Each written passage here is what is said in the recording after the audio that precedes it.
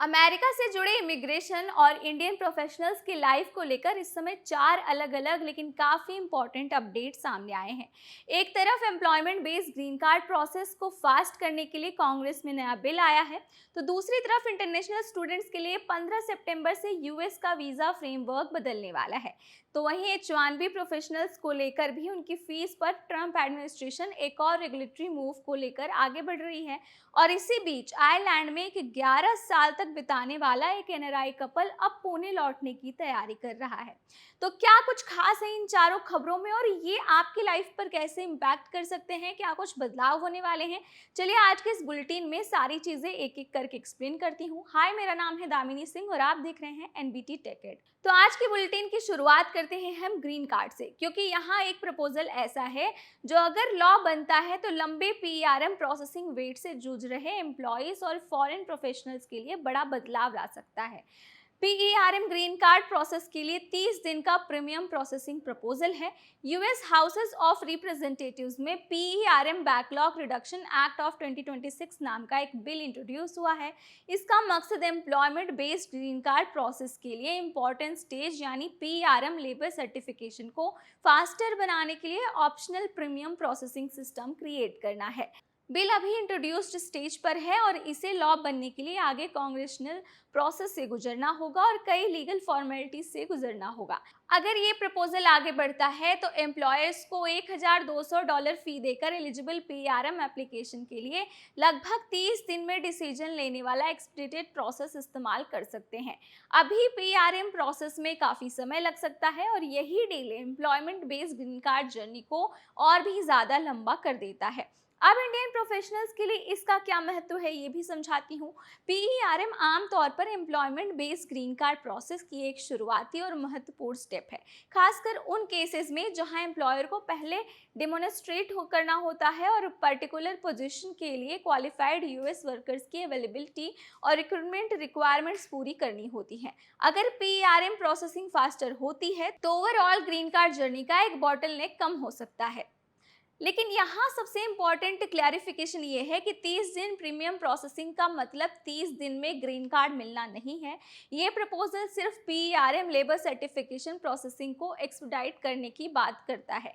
इसके बाद भी I-140 प्रायोरिटी डेट और वीज़ा अवेलेबिलिटी जैसे दूसरे स्टेजेस अपनी जगह पर ही रहेंगे। इसलिए अगर आप इंडियन H1B प्रोफेशनल हैं और ग्रीन कार्ड प्रोसेस में है तो इस बिल को एक पोटेंशियल पॉजिटिव डेवलपमेंट की तरह ही ले सकते हैं, लेकिन अभी इसे guaranteed fast track green card route मानना सही नहीं है। अब आते हैं आज की दूसरी खबर पर, यानी इंटरनेशनल स्टूडेंट की सबसे इंपॉर्टेंट स्टोरी पर।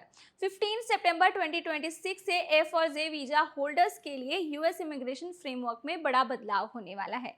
हार्वर्ड यूनिवर्सिटी ने अपने इंटरनेशनल स्टूडेंट्स और स्कॉलर्स को खास तौर पर ट्रेवल प्लानिंग को लेकर अलर्ट किया है। अभी F1 स्टूडेंट्स के लिए system broadly duration of status यानी डीएस पर आधारित है। इसका मतलब ये है कि स्टूडेंट अपने ऑथराइज्ड एकेडमिक प्रोग्राम और इमिग्रेशन रिक्वायरमेंट्स मेंटेन करते हुए प्रोग्राम की ड्यूरेशन तक यूएस में रह सकता है। लेकिन नए रूल के तहत ये फ्रेमवर्क बदलकर फिक्स्ड पीरियड ऑफ एडमिशन पर आ जाएगा।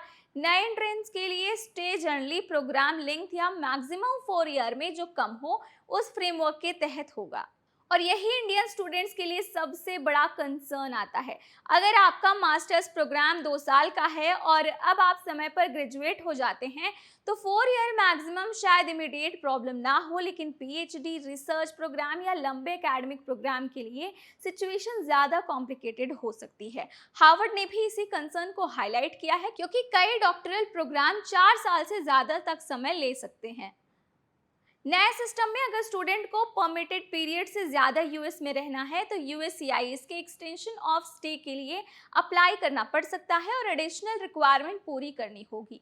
F1 स्टूडेंट्स का पोस्ट कंप्लीटिंग ग्रेस पीरियड भी 60 डेज से घटकर 30 दिन तक हो गया है। अब सबसे इम्पोर्टेंट पॉइंट कि 15 सितंबर से कोई blanket US entry ban deadline नहीं है।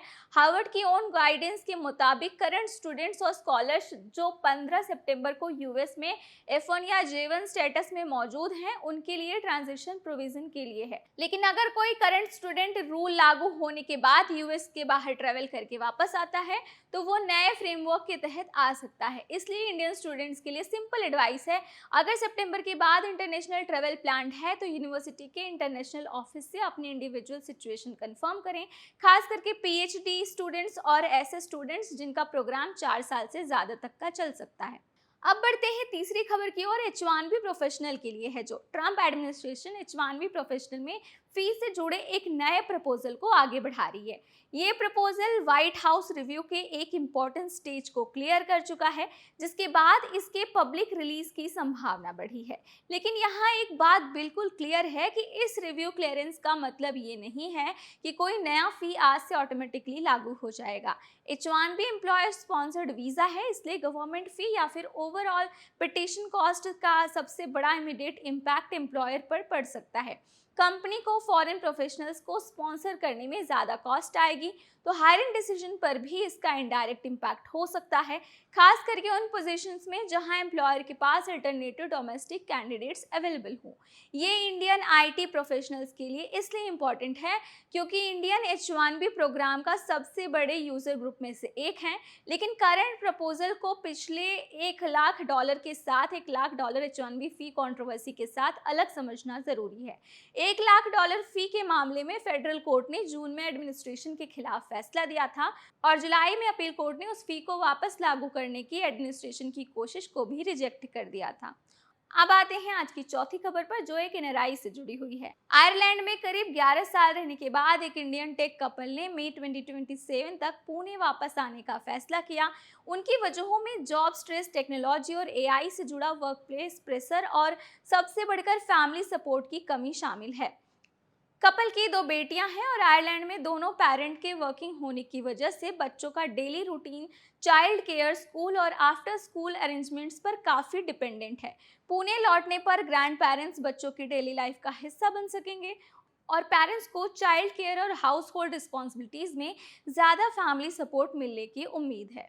लेकिन इस डिसीजन का इमोशनल हिस्सा शायद सबसे ज़्यादा इंपॉर्टेंट है। कपल ने महसूस किया कि ग्रैंड पेरेंट्स के साथ बच्चों का बचपन शेयर किया जा सकता है, लेकिन कुछ साल बाद शायद वही अपॉर्चुनिटी वापस ना मिले।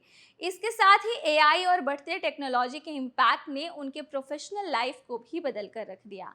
उन्होंने वर्क प्रेशर और जॉब अनसर्टेनिटी को अपने डिसीजन के फैक्टर में गिना, लेकिन ये उनकी पर्सनल एक्सपीरियंस है। इसका मतलब ये नहीं है कि आयरलैंड या फिर किसी दूसरे फॉरेन कंट्री की पूरी टेक्नोलॉजी इंडस्ट्री हर इंडियन प्रोफेशनल्स के साथ ऐसा ही हो रहा है। ये कपल आयरलैंड को नेसेसरली बैड कंट्री मानकर नहीं छोड़ रहे, बल्कि अपनी करंट फैमिली प्रायोरिटीज के हिसाब से पुणे को बेहतर फिट मान रहे हैं। आज की चारों खबरों को अगर हम एक साथ देखें तो एक इंटरेस्टिंग पिक्चर हमारे सामने आती है। PRM proposal employment based green card process को पोटेंशियली फास्टर बनाने की कोशिश कर रहा है, लेकिन अभी ये सिर्फ बिल है। इंटरनेशनल स्टूडेंट रूल 15 सितंबर से एफ और जे वीजा होल्डर्स के लिए फिक्स्ड एडमिशन फ्रेमवर्क लेके आ रहा है। इसलिए इंडियन स्टूडेंट्स को ट्रैवल और प्रोग्राम ड्यूरेशन को लेकर ज़्यादा केयरफुल होना होगा। H1B फी प्रपोजल एम्प्लॉय स्पॉन्सरशिप कॉस्ट और फिर डिस्कशन में ला रहा है, लेकिन नया फी अभी फाइनल रूप में लागू नहीं हुआ है।